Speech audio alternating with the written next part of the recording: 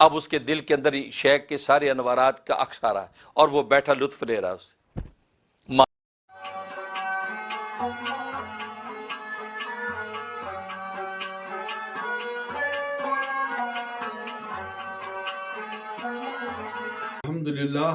الحمدللہ رب العالمین، الصلاۃ والسلام علی سید المرسلین امام الانبیاء رحمتا للعالمین، الصلاۃ والسلام علیک یا رسول اللہ وعلی آلک و اصحابک یا حبیب اللہ۔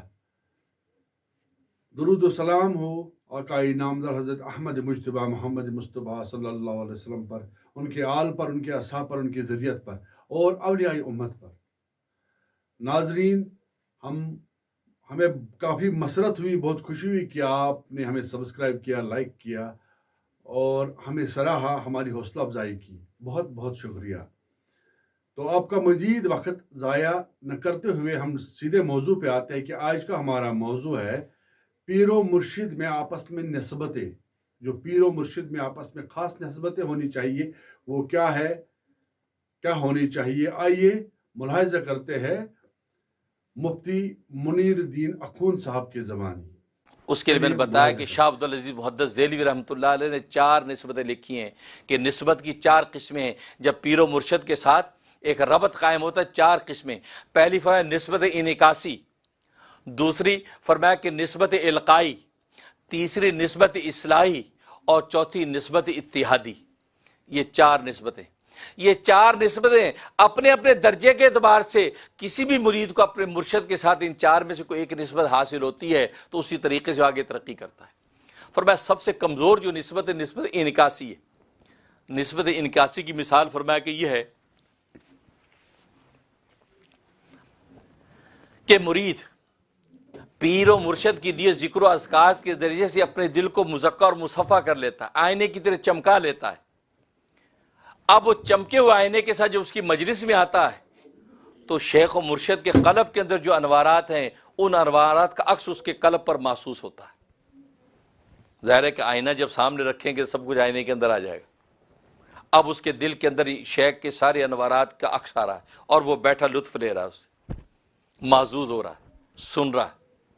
لیکن فرمایا یہ نسبت عارضی ہے کہ جب یہ اٹھ کے چلا جائے گا، آئینے کو تصویر سے ہٹا دو تو اس میں سے تصویر ہٹ جاتی، تو جب یہ اٹھ کے چلا جائے گا تو اس کے اندر وہ تصویر انوارات تجلیات کی نہیں رہے گی۔ فرمایا سب سے کمزور نسبت ہے۔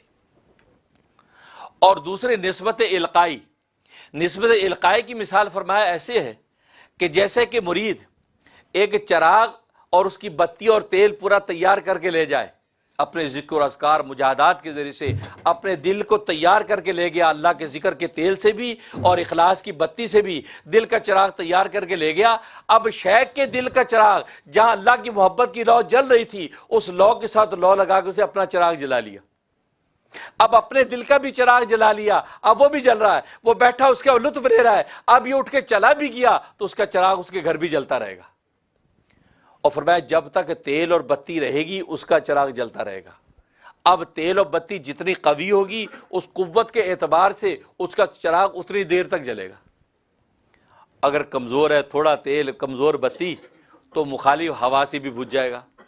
اس لیے فرمایا اس میں خطرہ یہ کہ اس کو مخالف ہوا سے بھی بچانا، اور مخالف ہوا سے مراد معصیت اور گناہ، کہ اب یہ مرید گناہ اور معصیت سے اپنے آپ کو بچائے، گناہ اور معصیت سے اپنے آپ کو بچائے گا، تاکہ یہ نہ ہو کہ معصیت کی جو یہ مخالف ہوا لگے گی تو بجھ نہ جائے۔ اس لیے وہ اس کو سنبھالے گا، گناہ سے بچے گا اور ذکر و اذکار کی کثرت کرے گا۔ اب لیکن یہ بھی ایک حد کے بعد جا کر عارضی ہے کہ جب تیل اور بتی ختم ہوا اس کا چراغ بجھ جائے گا۔ اس میں بھی وہ قوت نہیں ہے جو تیسرے نمبر والی میں آ رہی ہے۔ اور تیسری جو نسبت ہے نسبت اصلاحی، اور نسبت اصلاحی کا مطلب یہ کہ یہ ایسے ہے کہ کسی نے نہر نکالی اور نہر نکال کے اس کے ایک جب وہ دہانہ بنا دیا دریا کے ساتھ، وہ دریا میں سے دھڑا دھڑ پانی آ رہا ہے، ریلے پانی کو نہر میں آ رہے ہیں۔ فرمایا اس نے اس کے کنیکشن جوڑ دیا۔ اب اگر بیچ میں پتے آ گئے، روڈ پتھر آ گئے، چھوٹی موٹی چیزیں وہ سب رڑک جائیں گی، اتنی تیز ہوا ہے کہ پورا کے پوری سب چیز رڑک جائیں گی۔ فرمایا کہ یہ جو نسبت ہے یہ نسبت اصلاحی ہے کہ یہ اپنے شیخ کے جو قلب ہے جو دریائے فیض سے منور ہے اور اللہ تبارک و تعالی سے فیض لے رہا ہے، یہ اپنے قلب میں سے ایک نالی نکال کے شیخ کے قلب کے ساتھ جوڑ لیتا ہے۔ اب وہاں سے انوارات تیزی سے آ رہے ہیں۔ اب یہاں پہ اگر چھوٹے موٹے گناہ بھی ہو گئے وہ ٹھہرنے کے نہیں، وہ سارے کے سارے ہوا ہوتے چلے جائیں گے، اور یہ اس کا قلب شیخ کے قلب سے جڑ